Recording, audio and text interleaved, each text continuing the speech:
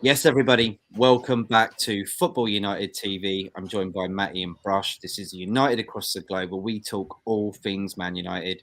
But firstly, here's the intro.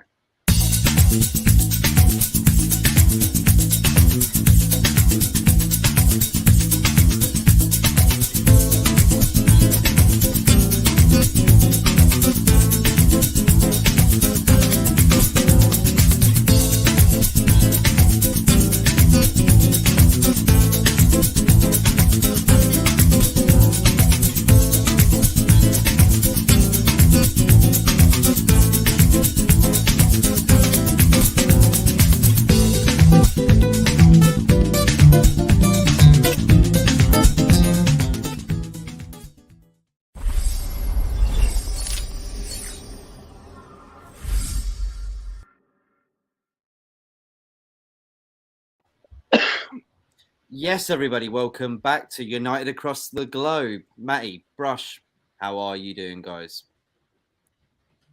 All good, thanks. How's you, Matt?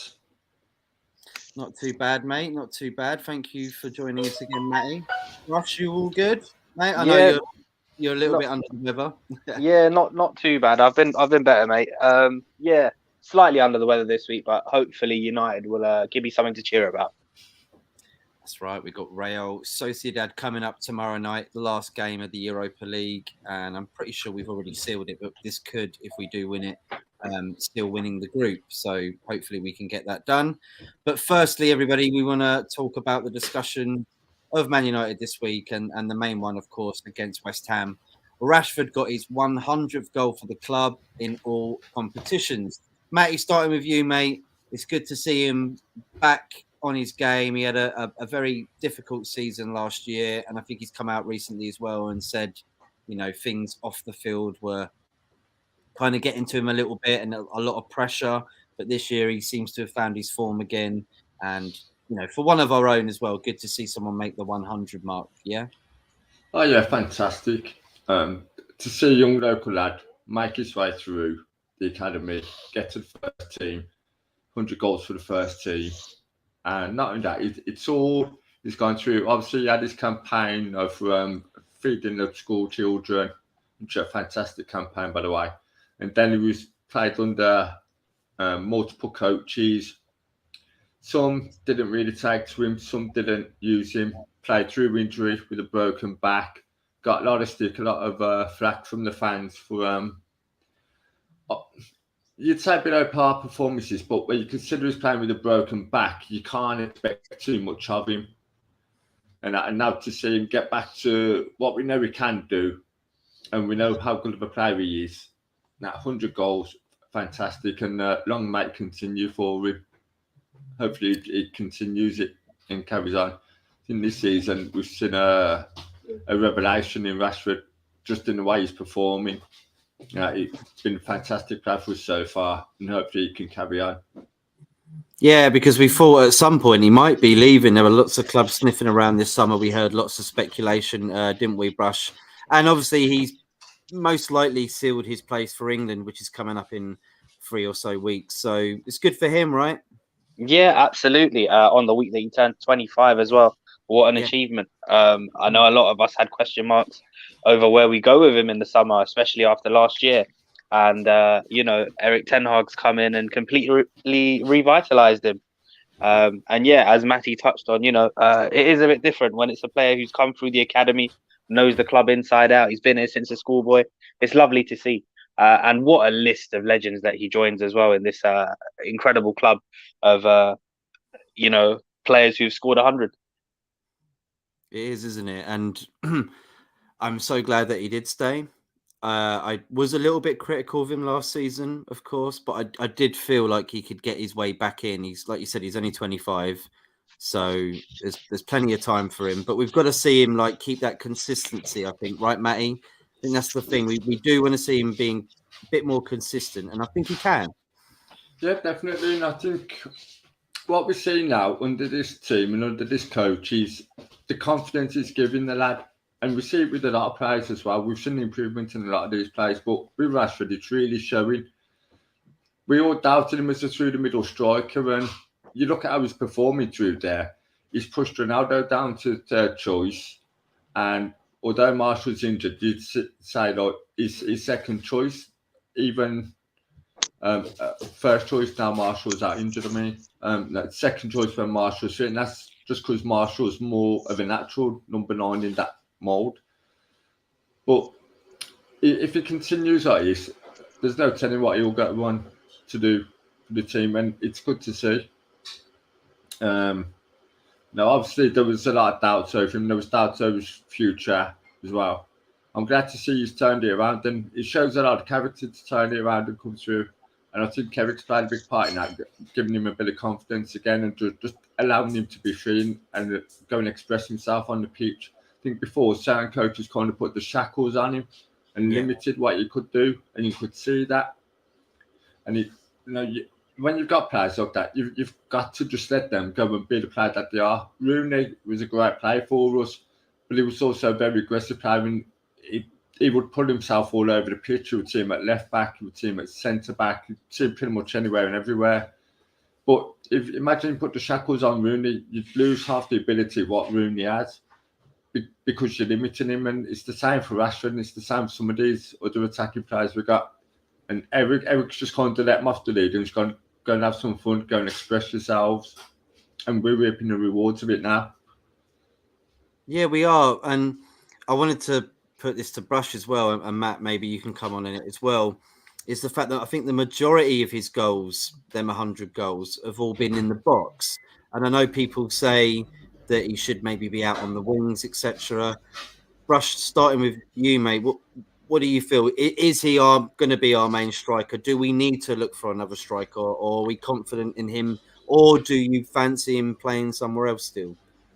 For me, he's still strongest on the left-hand side. I don't see him as an out-and-out striker.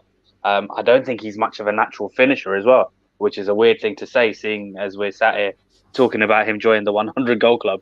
But yeah, honestly, a lot of credit has to go to the coach. Not just for him. There was a number of players this summer who a lot of us had written off, who have been rejuvenated by the coach.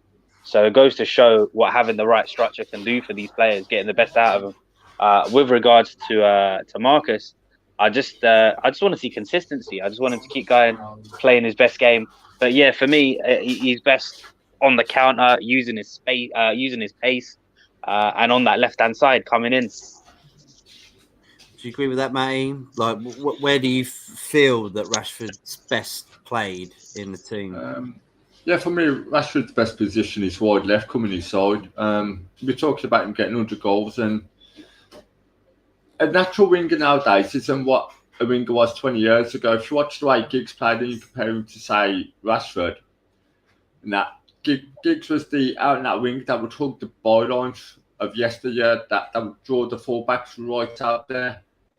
Now, it's more about your wide inside forwards or inverted forwards, as they're called. So I'm expecting Rashford to be in the box or in and around the edge of the box, getting on the end of things, looking to pick up rebounds, loose balls, second balls, just making darting runs inside the box, looking to do something. So I'm expecting a few more goals. I do think we need a striker in January, but I don't see it happening, to be honest.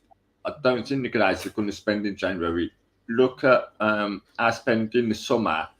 We spent a lot more than what we planned on spending. I don't see the guys as opening the checkbook in January. I think our next phase of the rebuild will probably be in the summer again, which means Rashford, more than likely, will probably play through the middle a bit more, because I see Ronaldo going in Jan. Yeah. He'll definitely be gone next summer, no doubt about it. So, although Rashford's not a through-the-middle striker, we're just going to have to keep consistent with him, just hope he can keep up the form he has. Although he's not got a fantastic record scoring goals, his overall play in that position hasn't been too bad. It's been far better than what I've expected. So we just need him to keep that up, really. Yeah, I agree. And I'm pretty sure getting into the England squad, which I'm pretty sure he will be good for him as well to carry on and keep that momentum that he's got. So, Well done to Rashford, and a happy 25th birthday for the other day as well, and getting that goal against West Ham, 1-0, brilliant. Just quickly, maybe, guys, what did you make of that game? I thought it was quite boring, actually. I think we didn't play our best, and we managed to scrape it in the end because West Ham really were pouncing on us for the last 15 or so minutes. Yeah, that game, I say I watched it. It wasn't the best, but I don't think we took it as seriously as we should have as a team. I think that showed with, say, the last 20 minutes, maybe half hour, a bit where West Ham really piled the pressure on. What I do like is the resolve we showed to keep the clean sheet and grind out the win. Under previous coaches, Ralph, Ole, it's highly unlikely we'd have done that. We'd have probably conceded and drawn or maybe even lost. What I like now is we're seeing a bit of resolve in this team, whereas they will stand firm and just hold out. And that's only going to be beneficial to us in the long term, especially where we are in this rebuild. And that, we just got to keep it up and carry on. The mark of a good win is getting the 3 points, but playing badly. And we've done that against West Ham. It wasn't the best game, but we took the 3 points. And we just got to continue it now. The next game, Sociedad, and then after that, Aston Villa. Aston Villa, new manager as well, Brush. So they'll be looking to want to do. I think is that Emery's first game for Aston Villa against. Yeah, us? I think that's the first official game. Yeah. Wow. Okay. So we got to expect something from them, surely. I have no idea what to expect because in the previous 2 games, I think they won really convincingly and then got absolutely hammered. So you don't know which Villa's going to turn up. No. The won 4-0, then the last 4-0. Emery took charge yesterday, I believe, officially. Wow. So that's going to be a game and a half because I think. Yeah. He's going to have a bit of time to get in there and sort the team out. Maybe it's not going to be like a quick change around. But we saw what happened when Gerrard left, and then, like you said, Brush, they went on 4 instant turnaround. But then it's back and forth. So don't really know what's going to happen there. Regarding us though, on that last match, especially in the second half after Fred came on. I felt we were a bit more vulnerable and we made it more difficult than it needed to be. And in terms of that killer instinct, I think that's only really going to get addressed in the market, unfortunately. So for the time being, we just have to do our best to get by. But the key thing in this squad that I'm seeing now is a sense of belief and just the togetherness of the players that wasn't there before. That was the main thing that stood out to me, especially at the end, everyone high-fiving. De Gea rolling back the years, making fantastic saves. All of them, just the unity. I think back especially to last December when we played Newcastle, because that game in particular stood out to me at the time because the players visibly looked divided on the field. It looked like not only did they look like strangers out there, but it looked like they didn't talk to each other in the dressing room. Like you could see there was clear divisions, and that seems to be totally changed now. It does.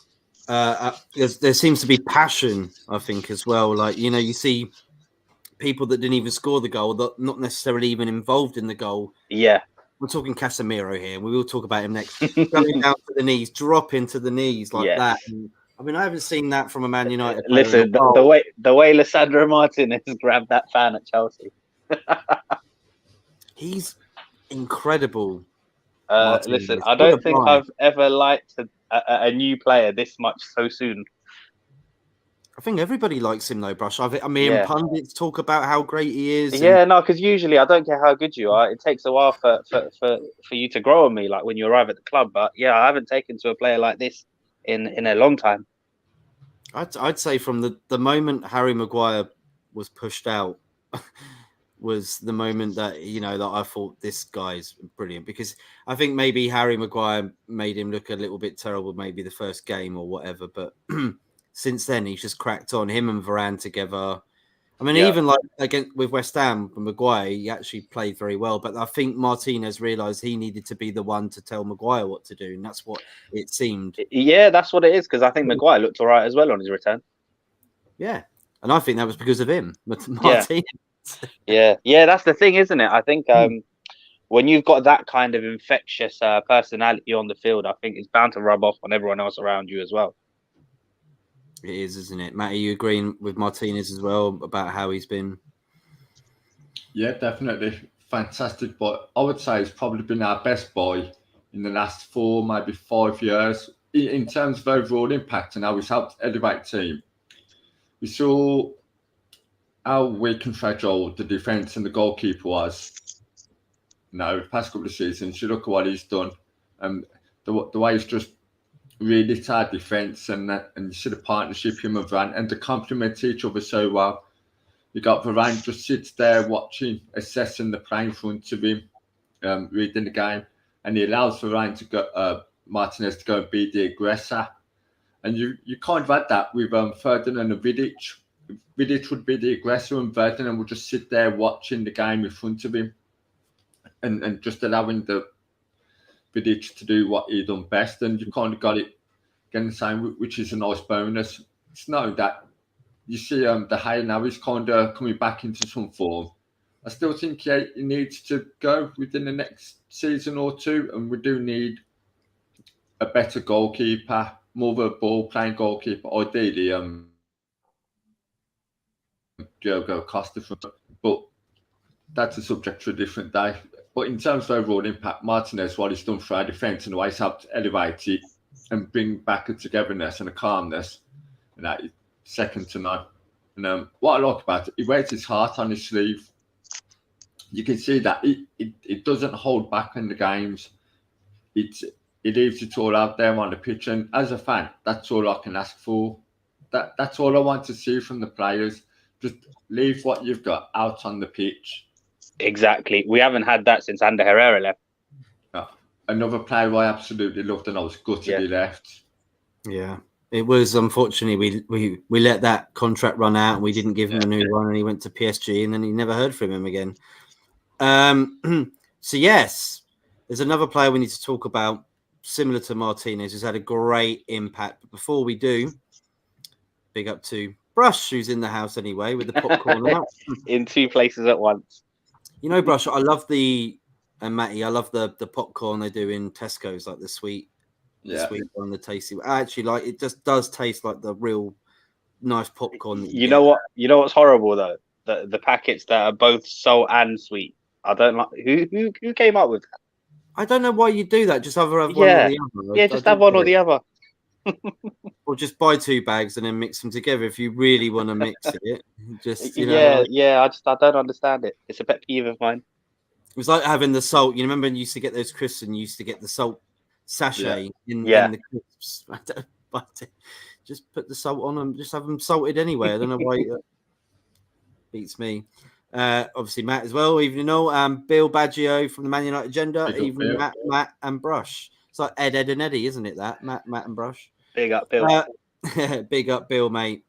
Casemiro's the guy we're going to be talking about, because what an influence he has been since he came on the scene. And he had another great game against West Ham. Obviously scored the equaliser against Chelsea in the dying moments as well, when we really needed something. And from a world-class player like him, who knows how to keep going throughout the whole game, and he seems to read the game well, and he's passing fantastic. Matty, lead us off, mate. What are you making of his impact so far?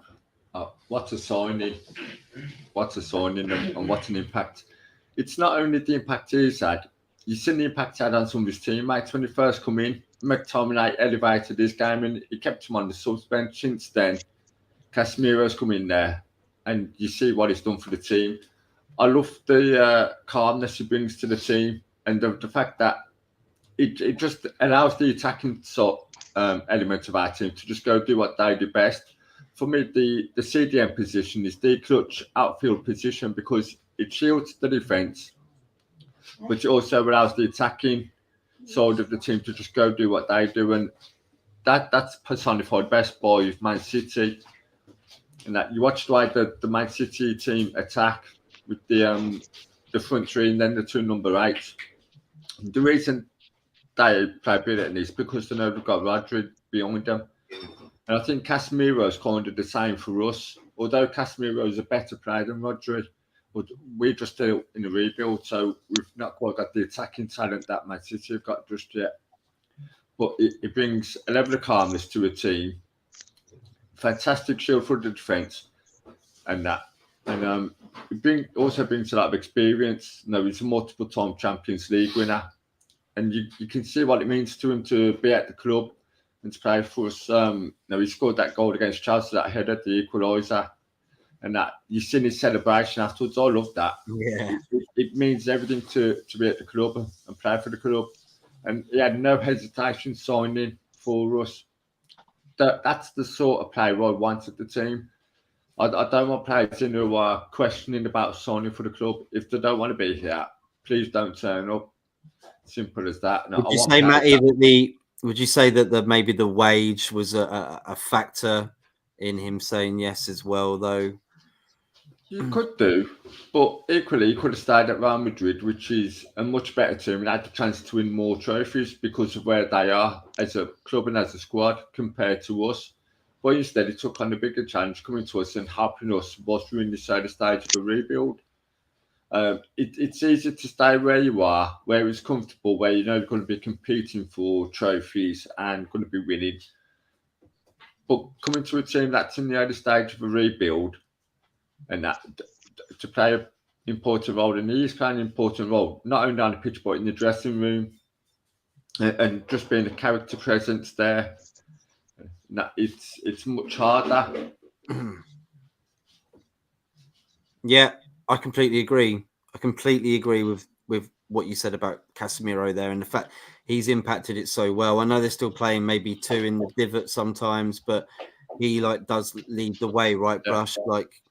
Yeah, he started to come into his own. He's taken a little bit of time to settle, and now we're starting to see the best of him. And I don't think we've seen the absolute best of him either. The best is yet to come, which is great. But now that you're starting to see what he can offer, you're like, oh, how long have we been missing this for? Why didn't we go and get this guy 5 years ago, 6 years ago?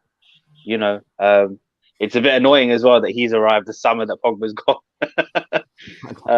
Had we had someone of his quality there, you could have just let Pogba go and roam forward, without having to track back. Listen, would we have brought Casemiro if Pogba had stayed? I don't know. It's an interesting one. Pogba would have been on big money, wouldn't he? So you've then got to find the balance of. I don't think we would have. But with Paul, though, he's taken less money to go to Juve. So yeah, but would he have taken the same sort of money at Man United? I don't think he would have. And I think the club would have been in a position of, right, we can't afford to give you a Casemiro. But I think that comes down to probably the lack of structure that there was when Pogba was here. Yeah. Obviously, the new coaches come in, rejuvenated everything. And, this is how you sell players on projects. The proof is in the pudding, as they say. So if people can look at us and see what we're building, they would want to come. They'll be enticed to come and play for us, right? And in that situation, you'd think they would be more willing to take a cut in wages or whatever. With regarding Casemiro's wages as well, I did have my concerns. But, the goal he scored against Chelsea, the celebration afterwards, that's what it's all about. Do you think that maybe then what we've done is we bought a player in a position that we were vulnerable, and now we need to buy a player in the position that Pogba was, and we're kind of vulnerable there? I know Eriksen's doing a terrific job, but it's not. I don't think it's gonna. I still think we need to buy that midfielder in a ball progressor would be fantastic. I don't know what order it's going to happen in. I just know that over the next year or two, this squad is going to look drastically different. So I think Matty touched on it as well. We've mentioned goalkeepers, we've mentioned right backs, a striker, a midfielder. I don't know how it's going to happen, but it is going to happen. So we just have to hold tight, see what happens first, I guess. You think the World Cup's going to be a good factor of maybe us and our scouts and Ten Hag looking at players maybe to go and get for possibly January or get ready for the transfer window in the summer? I certainly hope so. The World Cup always throws up a few surprises. But it's also important not to get caught out by the World Cup hype, because there's always a bunch of players that move just after the World Cup, after a good World Cup, and it doesn't always turn out to be the best. James Rodriguez, to be precise. Yeah, we've seen before that the likes of U.A.T.G. Oh, that was a terrible one. Yeah. Barros after I think it was Euro 2004. Barros really good there. Then moved to Liverpool. Didn't really do nothing. Another one. Was Yeah, it yeah. U.A.T.G as well for Morocco? I think it was in '98, and I don't know if it was Man City or Coventry or somewhere. Coventry City and Aston Villa. U.A.T.G, yeah, he was a good Yeah. player at the World There Cup. was a few Moroccans. There was him, Yosef Chipo, Hassan Mm. Kashlou. Yeah. Yeah, you don't ever count on the World Cup. Sometimes it pays off. Yeah, though, yeah, right? because that 02 World Cup, the Senegalese team, a lot of those players got moves. We saw Salif Diao, El-Hadji Diouf, Papa Bouba Diop, a few of them. Yeah, who was the guy that missed the penalty for Ghana against Uruguay? Asamoah Gyan. He was at Sunderland. Yeah. Yeah. Decent player, though. Decent player. But then he left for the big money in China. Can't say I blame him. Well, no. At the end of the day, you're like, sorry, I've got things. Listen, if I've got the footballing ability of Asamoah Gyan and someone's offering me the wages of Cristiano Ronaldo, guess what I'm doing? Big up to Solo from the Man United Agenda. Solo. Thank you so much for coming in, mate. He says no incomings in January, guys. No, who does he know? I want to know. Do you think there's going to be outgoings though? Because I certainly see one or two outgoings. Wan-Bissaka being the first one. I'm not sure if we're going to get a sale, but I certainly see him going out on loan at the very least. Yeah, I think it's evident Wan-Bissaka's got no future at Man United. It's nothing against that. I just don't see him fitting into what Eric wants to do. Yeah, that's the thing as well. Like, we have to remember, just because you don't fit us or what we're doing at the moment doesn't make you a bad player. He just isn't the right fit for us. So yeah, and Depay, some of the bad players just didn't work out. You saw Forlan as well. What a player he was, even when he left. After he left us, he really elevated his game, didn't he? Because I remember watching him at Villarreal and then at Atletico, and then I think he was the star player at that World Cup 2010. He might have won the player of the tournament. I think so. He was, I think he won the Golden Boot there, didn't he? Yeah. Maybe, yeah. I know Spain scored quite a lot of goals, but that was probably as a team, wasn't it? Because they were so brilliant. So no incomings then. At least 4 outgoing. Okay. Guess those 4. We've already said Wan-Bissaka. Who else would it be? I'm going to say Ronaldo. Yeah, 2. That one potentially, yeah, depending on. I heard the sporting coach talking about him earlier today on Sky Sports, just saying how they would love to have him, but obviously the wages are an issue. Yeah, but I think he'll take a pay cut to go there. Yeah, probably. So yeah, that's what it was looking like. Champions League football, that's his best shot. Taking a pay cut. Champions League football's gone for Sporting now. Well, for the remainder of this season. Yeah. What would the other 2 be next season? Who would the other 2 players be? Do you think then? Because you've got Wan-Bissaka and Ronaldo. It'll be fringe players. Axel Tuanzebe. It's about time he moved on. Depending on if there's arrivals, I'd like to see Langer go out on loan. It's funny how we're not saying not Chris Smalling, Phil Jones, isn't it? Phil. Who knows what Phil's up to? Is he still there? I mean, what's going on there? Is he going to be sold, or is he just going to retire? Or well, if he's smart, he'll be busy getting his coaching badges. He is thinking, who takes Phil Jones on? Where does he go? I think that's the biggest issue. Look, I'm not going to sit there and criticise Jones because I don't blame him for the current predicament surrounding him. Listen, come January, it will be 3 years, and in that time period, he's played 1.5 games.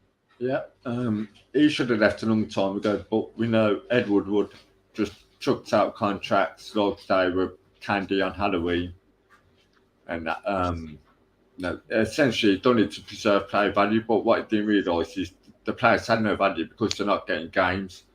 Well, yeah, that's the other thing. That's the other thing as well, Matty. When you're handing out contracts to protect value, it's only value, first of all, if they play. And secondly, if the wages match the ability of the player. What we've had a habit of doing is putting these average players on monstrous wages. So, it puts off other clubs from coming in for them. Yeah.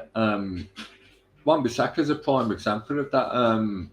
I think Crystal Palace offered 10 million in the summer. I heard rumours of that. I didn't see anything about it being confirmed. But they were a bit unsure on about because of his wages, and we've said that about lots of players. Bayes the same, Phil Jones, and Anthony Herbert's just touched on one here. Donny van der Beek will be an interesting one come Jan.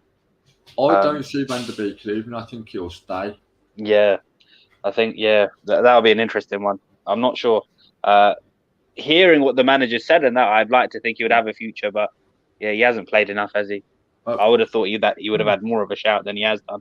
I know he's been injured recently, but still, he's just not probably the player that he was when he left Ajax. I don't know what's happened to him, or whether it's something about confidence or moving to England and really finding it tough to get with it.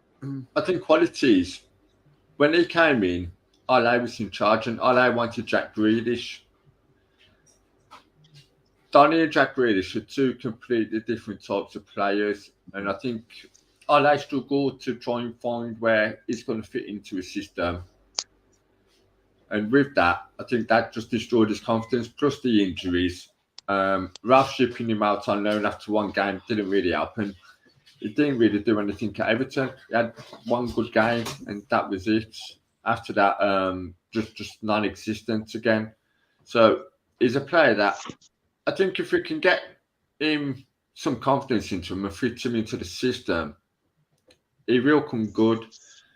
But you've got to have patience with him. For me, his best position isn't as a deep midfielder. It would be as like a number 10, making that third man run. I think that's where he excels. I don't see him having the ball playing abilities and the ball progression abilities as a CDM. I think that's why Frenkie de Jong's the mainstay to go next to a Casemiro. Yeah, because he's more of a progressor, whereas Donny, he does the 1-2 touch passing. Yeah, he doesn't keep hold of the ball, does he? Yeah, he doesn't keep hold of it. He keeps things ticking along nice and neat, good vision, and nice for little 1-2 tick-attacker type football.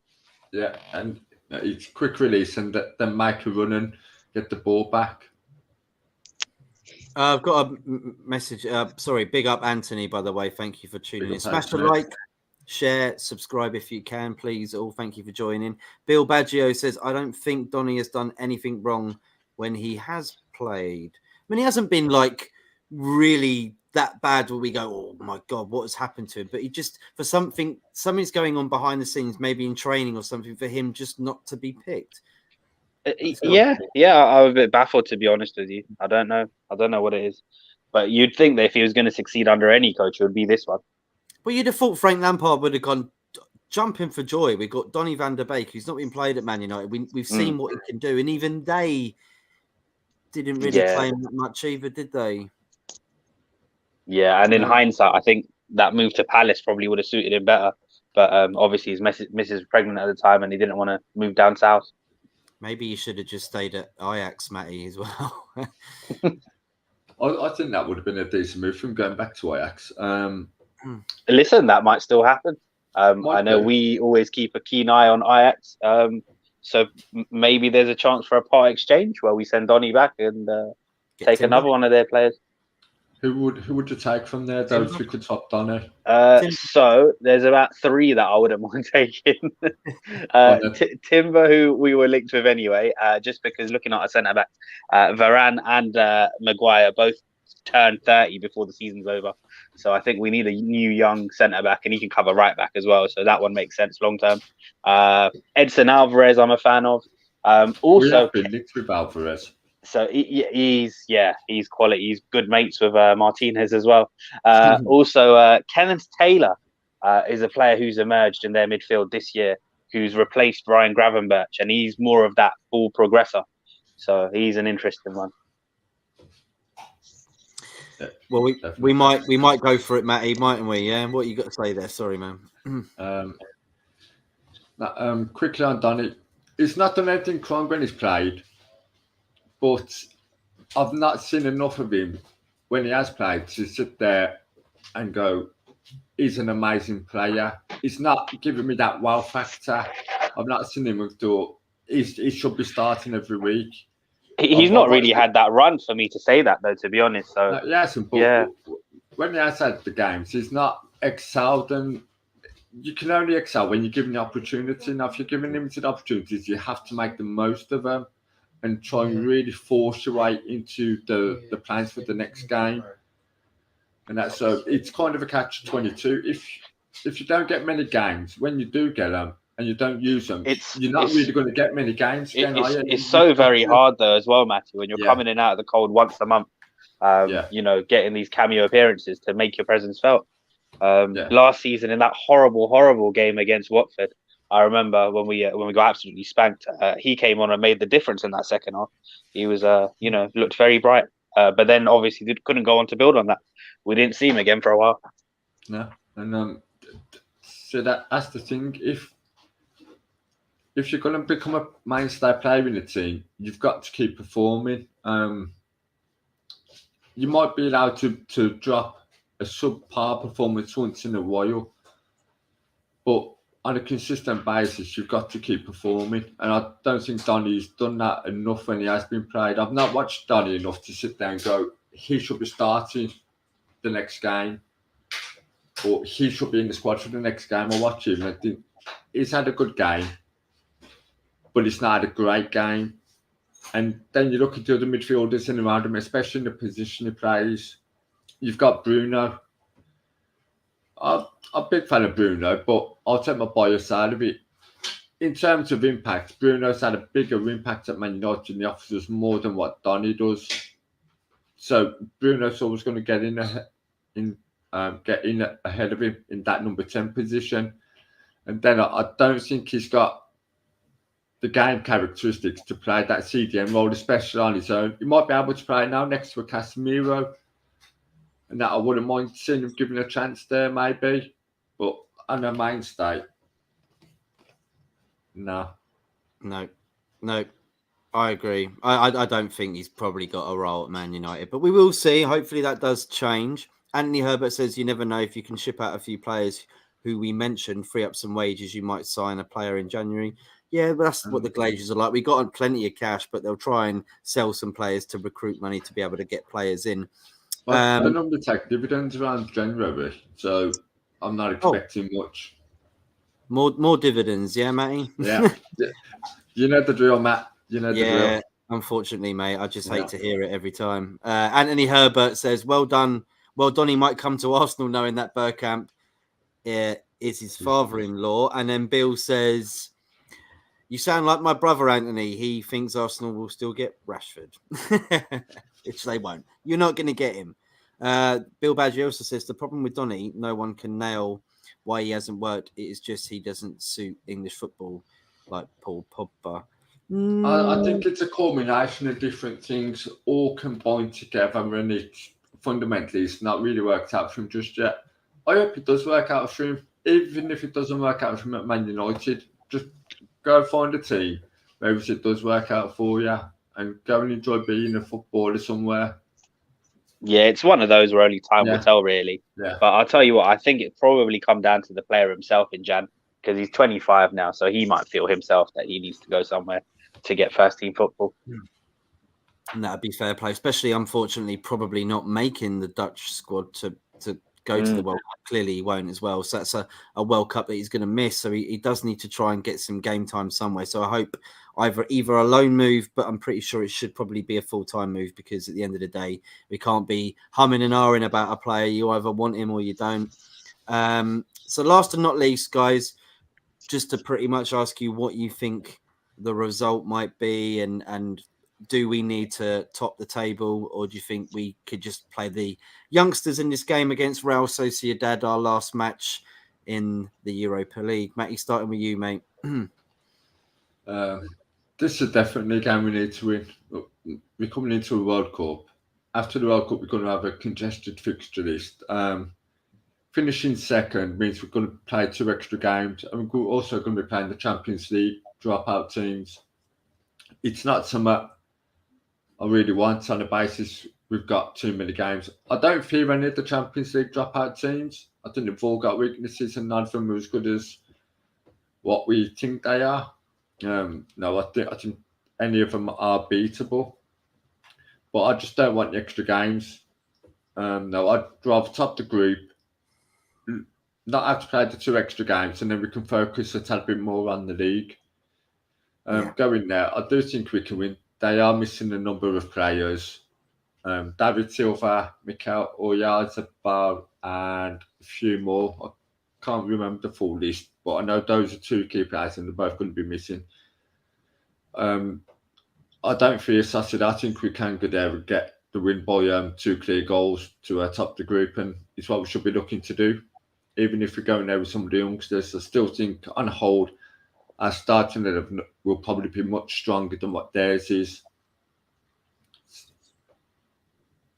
Well, it's we lost, didn't we, the first game, unfortunately, and it wasn't a great start in the Europa League. But you know, the lads are going to Spain, like my most favourite part of Spain as well, San Sebastian, Brush. So what do you think is going to happen in this game? And do you agree with Matty that you want to win the group really to sort of not face the likes of Barcelona and co that have been dropped out? So I'm a bit indifferent here, actually. Okay. Obviously, I don't want extra games, so that would be my only thing. Otherwise, I don't mind finishing second at all. I'm of the belief that if you want to get far in this competition, you have to play the good teams at some point, right? So bring them on whenever. We're going to have to face them at some point, so I don't mind that at all. The prospect of playing at Barcelona excites me, actually. It's a good test to see where we're at and just to see, just to gauge where we're headed. Has that got anything to do with De Jong? Not really. No, I don't really care about De Jong one way or the other. Question is, will De Jong play if we end up playing Barcelona? I'll tell you what, I do have a disdain for them, and that probably it initially came from Patrick Clive at 10, us down to go there, and then obviously what happened in European Cup finals. But that's a story for another day. Brush, they're trying to get Arteta now as well. I'm hearing rumours of that. I mean, I heard rumours of that. Yeah, I don't know. I wouldn't put much on that at the moment. At this moment in time, with what Arteta has been building for 3 years, it would make no sense for him to walk out on them now. No. So the extra game is the only thing. Aside from that, I would have said, you know what, I'll be quite happy to play the kids. If I had to rest players for one thing, it would be that, because I'd rather we maximise the points in the next 2 Premier League games. Even with a few changes, we are capable of beating them. And as Matty touched on as well, they are missing a number of players as well that are key to them. And if you look back to the first game, it was it was a dodgy penalty, wasn't it? We were very unlucky to lose that. Yeah, it's not that. It's look at how early that game was, and look at our start of the season, and look at the turnaround. Yeah, exactly. So we're in a totally different place now than we were when we played them in the first game. So I'm quietly confident. I think we need to win by 2 clear goals, don't we? Yeah, 2-0, 3-1, 4-2, 4-3, essentially. As long as we win by 2 clear goals, we top the group. Yeah, so that would be my one concern, I think, because obviously I don't know where the goals are coming from. It's all down to the system, and we have been quite wasteful as well when we've had chances. At the back, we've been resolute, and that's what's been getting us through. But can't keep relying on that. No. Would you start Ronaldo in this game? Yeah. Yeah, I would. Would you, mate? Yeah, I would. Yeah. I want him to get some sort of game time before he goes, because he did score the other week, didn't he? At the end of the day, and if you're going to play him, at least play him in Europa League.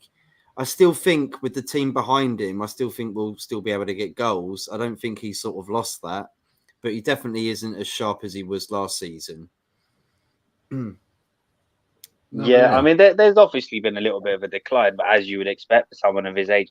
But I'll tell you what, though, like every time he misses a chance, people say, "Oh, Ronnie 3 years ago would have scored that. Ronnie 5 years ago would have scored that." Even in his prime, if we look at the amount of chances he missed, he's always been a high volume shooter. Yeah. He's always missed sitters and loads of chances as well as the ones that he scored. It's just that now the team is not catering to him in such a way that he has 50 shots on goal. Oh, Bill Baggio's saying Ronnie will score, lads, guarantee it. Sorry, I need to go back, didn't I? Sorry, Anthony Herbert says, Bill, no, we won't get Rashford. He's starting to enjoy it. He'll be back soon. I hope so, and I still wouldn't want to let Donny go just yet, and certainly not to Arsenal. Arteta could make him work. That's why I'll take Donny. Arteta would only leave if he gets the Man City job after Pep. You heard it first. If Arsenal didn't, sorry, if Arsenal didn't have Fabio Vieira, I think, I would have been a bit more worried about them coming in for Donny. I can't see them going for Donny now. If you wanted a player to fill in for Odegaard and rest him, Donny would be ideal for Arteta. Lots of talk about maybe Donny van der Beek going to Arsenal there. Ronnie will score, lads, guarantee it. So, guys, what do you think the score will be? I know you said what we need to get, but what do you think it will be in your heart of hearts, Matty? I'm going to say, I'm going to be actually quite optimistic. I'm going to say 3-0 Man U. I think we'll go there. I think we'll get the goal. I think we'll just turn them over from there. I like the sound of it. It sounds great. We seem to be good at keeping clean sheets as well, Brush. So, are you agreeing with Matt on that? Listen, in my heart of hearts, I think it's going to be an annoying 1-1 draw. But I'm going to go 2-0. Oh no! I hope it's not 1-1. God, dear. Don't like that. At least finish with a bang. Then we know that when we go into the next stages of the new year. I think I agree with you, Brush. I hope we do get some decent teams and we can show that we can potentially win the cup. I mean, I know we want to kind of like focus on the Premier League. We have to, but I would like to see us lift something this season. I think absolutely. What a platform that would be to build on. That would twist the Glazers' minds into like, we've got a Premier League winning team here, and then they'd actually go and do a bit more. Yeah, and also when there's then you've got the proof is in the pudding, as they say. So if Eric can look back on his first season with a trophy, it's there. The blueprint is there. So then what do you do but back him? 100%, and I hope it bloody does happen. Even if it's the FA Cup or the Carabao Cup, something. Bill Badger says 3-0. What did you? You already said it in your Brush. I'm going to say 2-0. Yeah, I'm going to say what we said at the start. The fact that we probably need to win by at least 2 goals, 2-0 or 3-1. They might pull something out of the bag. But I think we'll win at least by 2 goals. Well, that's it, guys. We'll wrap it up there because I want to make sure Brush gets back into bed and the thermometer's in the mouth and the hot water bottle's ready and you're getting comfortable, mate, because I know it's really cold down here in the south. I don't know where everybody's watching from, but I hope you're not in a tornado or any sort of insignificant weather patterns because it definitely is in the south. Just proper high winds in that, mate. I think there was clips on the news yesterday of Christmas decorations blowing onto the road and that. Yeah, with the big massive jingle ball. And I thought causing all kinds of havoc. I thought it was like a planet, like, you know what I mean? The way it just the skin of the ball just sort of ripped off, and I was like, "What on earth?" It looked like CGI, and I was like, "No, it's just a jingle ball rolling down the street." It was like a scene out of Ghostbusters. Imagine seeing that when you're driving along. No, I think it careered towards oncoming traffic, didn't it? So like, what on earth's going on there? Like, am I seeing things? Yeah, you are seeing a jingle ball just rolling at you. Thank you everybody for tuning in. Smash the like, share, subscribe if you can. It means so much to us, and we'll be back for United Across the Globe next week. But first of all, Matty, thank you so much for coming on, mate. Where can everybody find you? Yeah, you normally find me on the Friday Night Takeaway on the main night agenda. You can also find me on Twitter at MattyAdam87. Brilliant, Matty. Thank you once again, mate. Brush, mate. Thank you for coming on, bro. Where can we find you? No worries. Pleasure as always. You can find me, guys, on Twitter at Brushy87, all capitals. Aside from that, you'll find me on the Man United agenda. You'll find me here and in a few other places. Awesome. Thank you, guys. And everybody that watched today. And if you didn't watch live and you're watching the video back, thank you so much. Smash the like if you can, share and subscribe. And we will be back maybe Saturday for a watch along for the MLS final because I think it's Philadelphia versus LAFC. So it should be interesting. Unfortunately, Michelle's Austin FC didn't make it, but they've done terrific this year. So congratulations to them for getting to at least the conference finals. They did actually, and they lost to Dallas, was FC. it? Yeah. No, it was LAFC, wasn't it? They beat Dallas, I think, and then They beat lost. Dallas. Yeah. Well done to them anyway. Sorry, condolences, Michelle, but back next year, mate. One more comment then. Tony Claude Gunner, thank you so much for tuning in. He says, big up, Matt. Big up, mate. Smash the like, share, subscribe, everybody. If you can, we are out of here. Until next time, see you later. Bye-bye.